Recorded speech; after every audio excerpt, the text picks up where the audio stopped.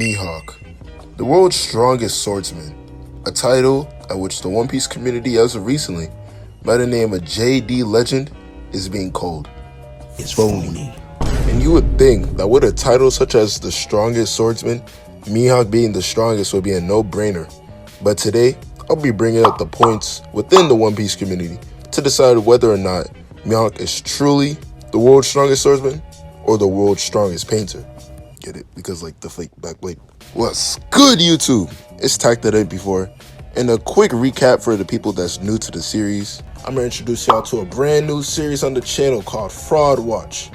In this series, we'll be discussing anime characters' actions, motives, and dialogue to see whether or not they are a fraud. So if y'all want more Fraudwatch content, make sure to leave a like, subscribe, and let's get to the facts. Starting off at number 1, we got Mihawk is scared to fight. Now, I'm not gonna lie, when I first read this sentence on a One Piece scaling video, I was surprised.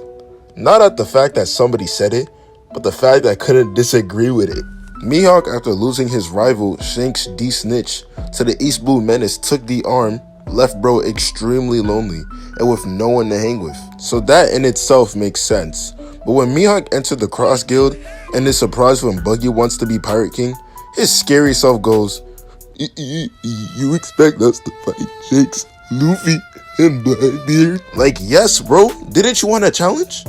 I know Mihawk ain't got nothing better to do since he on Kurogane Island slaying monkeys and Netflix and chilling with Perona. Regardless, if I were Mihawk, I would have been more than thrilled to fight those Yonkos, because especially as of right now, he does need a good fight to move up in that One Piece agenda. And the second statement we got is Shinx has better feats. Oh boy, here we go. Straight into the Mihawk versus Shinx territory. Now, I'm not going to sit here and lie that Mihawk has better feats than Shinx, alright? When Shinx is a snitch into the Gorosei, we seen him run shit for real, like blocking a bloodlusted attack from a Kainu, and also one-tapping both Kid and Killer with one attack.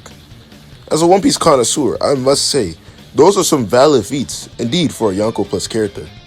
But then you get to the Mihawk feats, which are clashing with Novel Zero Shanks, picking on newcomers / lower level pirates, and fighting monkeys? No wonder Zoro wants that title that badly. There's gotta be some sort of racism. Anyway, what I'm trying to say is that Mihawk's feats as of recently seem pretty fraudulent and minimal compared to Shanks, which rightfully so makes some One Piece fans believe that Shanks is stronger than Fraudhawk. However, without a doubt, there are two major things that people are forgetting. Number 1, Mihawk is a very concealing type guy who doesn't like to show his true power unless it is of true importance / interest, like his title being challenged or a freaking meteor. Number 2, Shanks is in fact a swordsman. Listen, Shanks fans, I can already feel the code through my script. Shh. It's okay, I understand. But your red hair rat uses a sword. He is not a hockey man.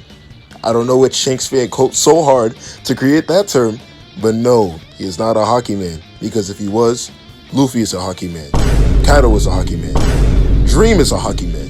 Hell, anyone who uses hockey is a hockey man. And amongst all those people is Dracula Mihawk. You see the loophole here? No matter what coping mechanism y'all pull for Shanks, at the end of the day, that man uses a sword to box. And by definition, that makes him a swordsman and Mihawk above him in strength. To put a cherry on top, Mihawk hasn't used a single named attack yet in this series. So can we really call him fraudulent? And the final statement, Mihawk painted his black blade.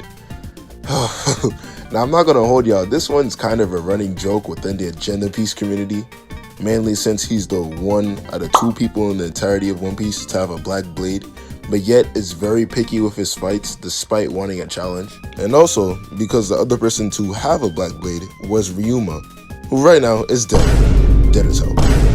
Of course, Mihawk has showcased amazing feats like clipping an iceberg, slicing a meteor, slightly injuring my glorious King Buggy D Goat. But I'm not gonna lie, Zoro has and definitely could have accomplished these feats even though he doesn't have a black blade. Of course, there's still that regard of Mihawk not using a named attack, so that definitely helps him in this favor. But Oda writing Mihawk to constantly injure my glorious King Buggy D Goat isn't helping Mihawk's status either.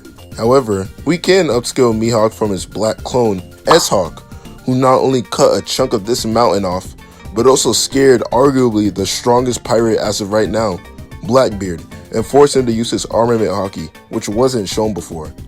However, later on, Zoro kinda easily outmatches this and bodies this Seraphim, so I don't really know. So, after analyzing all of Mihawk's allegations and actions throughout his very minimal screen time, I can say that Mihawk is in fact not a fraud, and still is the world's strongest swordsman.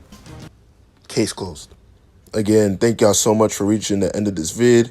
If y'all want to support this content series, make sure to sub up. We almost at 1K. Like the video if you liked the video. Follow my Twitter. I'll be chatting there too. I'm Takt, and I'll see you guys